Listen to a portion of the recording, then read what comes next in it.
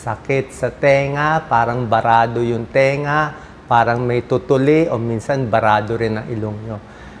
Linya ko rin po to kasi ito yung mga sakit ko. Kaya matagal na ako nagko-consult sa ENT.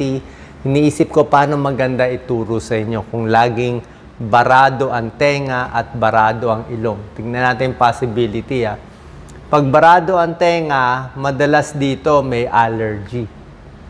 Like ako, ilong tsaka tenga, usually nag-umpisa yan, allergic rhinitis. Very common yan.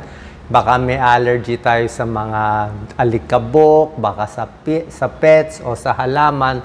Dahil doon, sumasakit ang tenga natin. Parang napupuno, may congestion. Minsan, nag-i-infection pa yung tenga. Minsan, parang nabibingi at may lumalabas pa na discharge. Ang home remedy natin para sa allergic rhinitis, usually, parang talagang pangmatagalan po itong sakit. Parang ako, ilang years na talaga to. So, pwedeng home remedy, lilinisin yung bahay, pero paano ka naman iiwas sa alikabok, sa pollution, di ba? Sa halaman, ang hirap din mag-iwas, pero laba pa rin ang laba. So, clean your homes. Pero tayo, inom na lang tayo ng antihistamine. Yung mga Claritin, Loratadine, yung bago, Bilastine.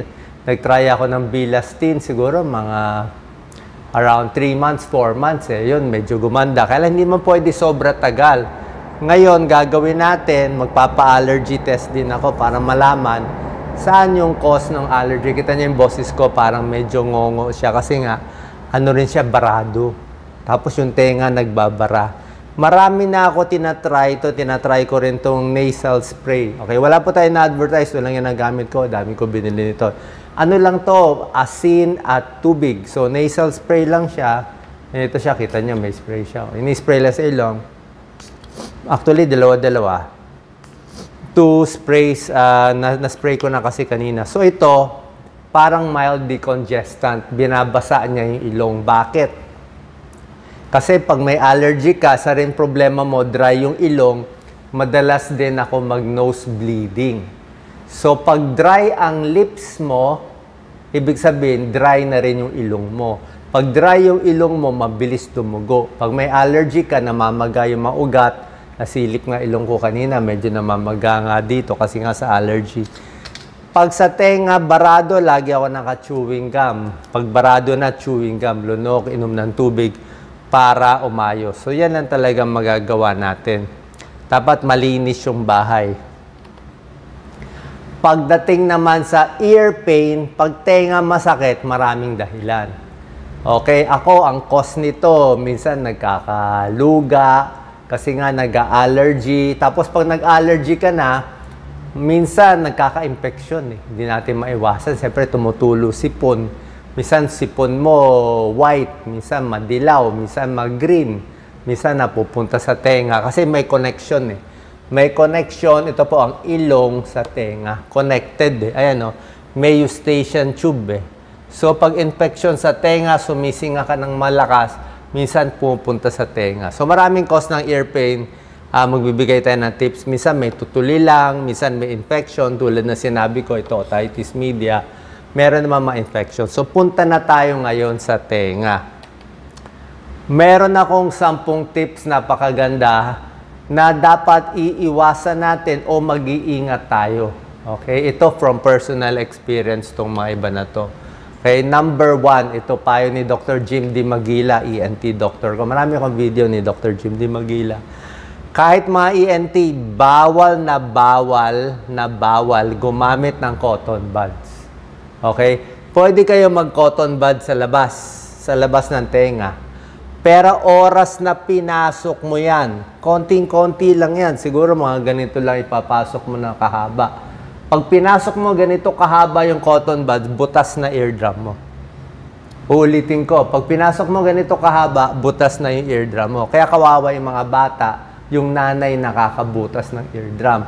Pag nabutas ang eardrum, pag malaki butas, hindi na maghihilom. Habang buhay na medyo bingi, laging may luga, laging may infeksyon ng bata. Ang lapit na niyan, delikado. So, cotton buds para sa labas lang. Huwag nyo ipapasok. Kung may tutuli, napasok mo rin. Kung may infection, napasok mo. Yan ang mga bawal gawin. Number 2, ito wala to sa libro.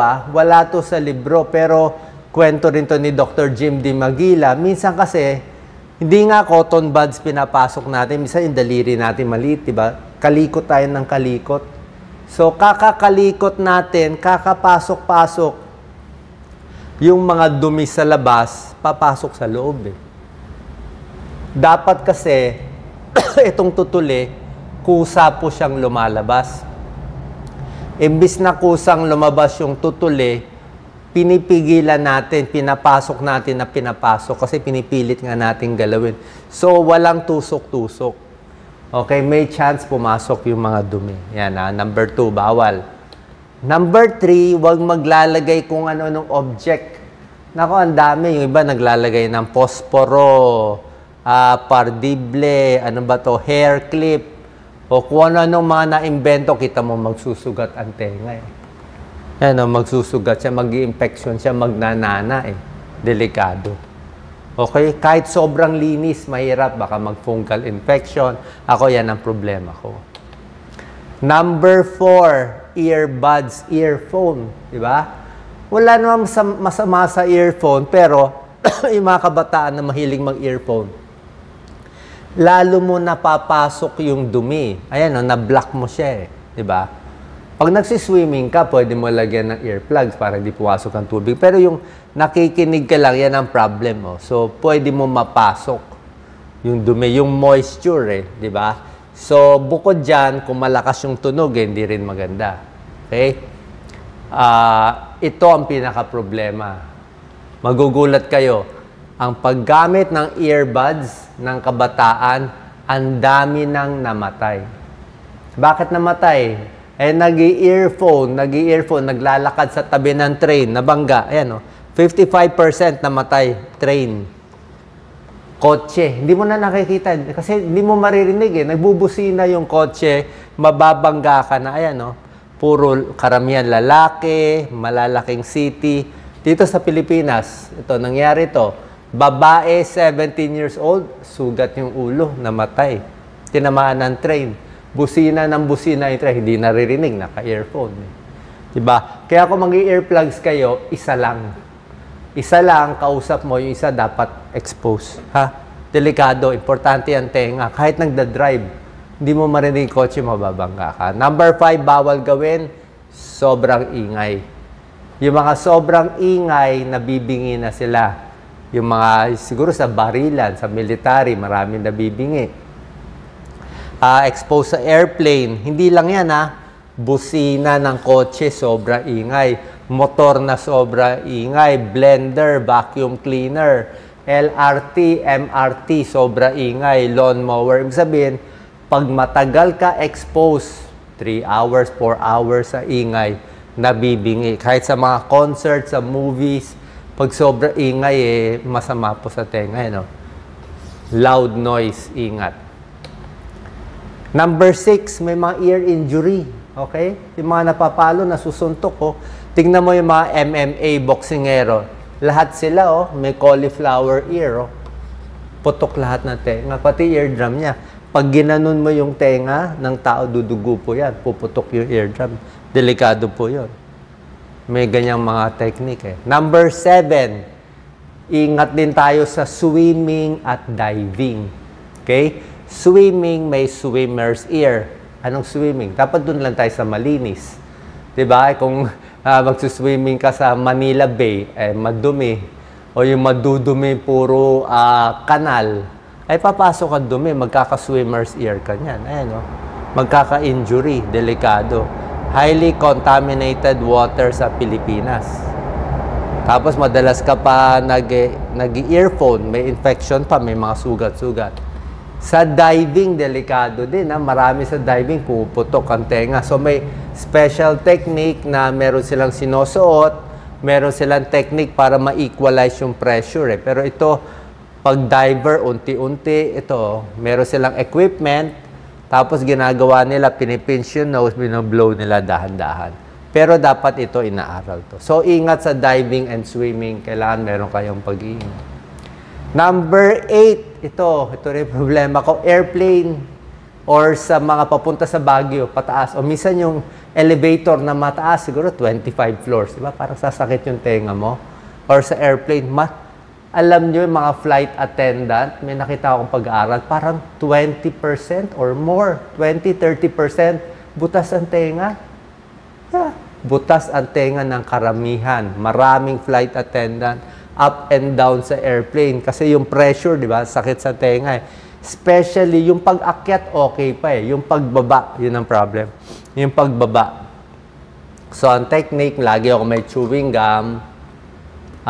Ito, ako, lunok lang na lunok, swallow or yawn, pwede. Yan lang magagawa natin. Okay, chewing gum, lunok.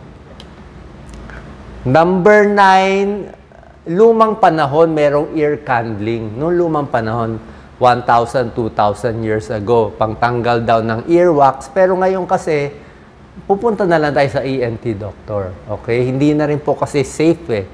Diba? Kasi ang danger nitong ear candling, baka malagyan ng hot wax, mabutas pa yung tenga, hearing loss, infection, perforated eardrum, may iwan yung dumi. Ito yung lumang panahon. Tsaka nagsabi na yung Food and Drug Administration na maraming danger at side effect ang ear candling. Kaya ingat po tayo. ENT na lang, huwag kalikutin, hayaang kusa, lumabas yung luga. Pag naligo, dito lang, ganyan-ganyan lang dito sa labas. Ha? Huwag na masyadong tusok-tusukin, galaw-galawin yung tenga. Number 10, malakas mag-blow ng nose, malakas suminga. Delikado po. Huwag sobrang lakas. Lakas ng singa, pwede ma-rupture yung eardrum. Pwede mag-infection, pumasok yung bacteria. Pwede mag-nosebleed. Ako, never na ako sumisinga ng malakas. Puro lang singhot pataas. Pag inhale, pwede. Tapos usually, kung may dumi, kung may plema dito na dudura mo naman. Pero yung singa, hindi po maganda. Pag suminga ka, pwedeng eardrum rupture, nosebleed, sobrang singa yung mata. Minsan nasisira, may nangyayari sa mata o sa esophagus. Meron din konting pag-aaral na i-stroke sa lakas ng lakas ng singa. Ha? So, ingat sa singa, ubo, hatching, tamang-tama lang.